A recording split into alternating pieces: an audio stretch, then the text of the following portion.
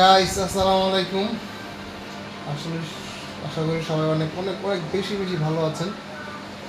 আপনারা জানেন বাংলাদেশ সুপার ফোরে চলে গেছে এশিয়া কাপে। কালকে বাংলাদেশের সাথে শ্রীলঙ্কার খেলা।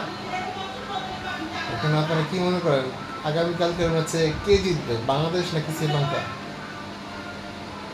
খেলার মাঠে যদিও শ্রীলঙ্কা এশিয়া কাপের সুপার ফোরে যাওয়ার জন্য বাংলাদেশের জন্য খুব উপকার করেছে।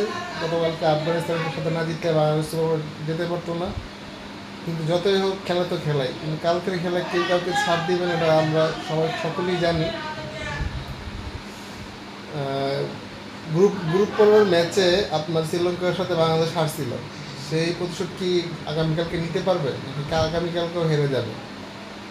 যদি বাংলাদেশ আগামীকালকের ম্যাচে জিতে যায় তাহলে মনে করবেন বাংলাদেশ এশিয়া কাপের ফাইনালে 100% খেলতে পারবে। আর যদি আগামীকালকের ম্যাচে শ্রীলঙ্কা জিতে চায়, বাংলাদেশ হেরে যায়, তাহলে এশিয়া কাপের ফাইনালে বাংলাদেশ যাওয়ার একদম পুরো নিশ্চিত হয়ে যাবে।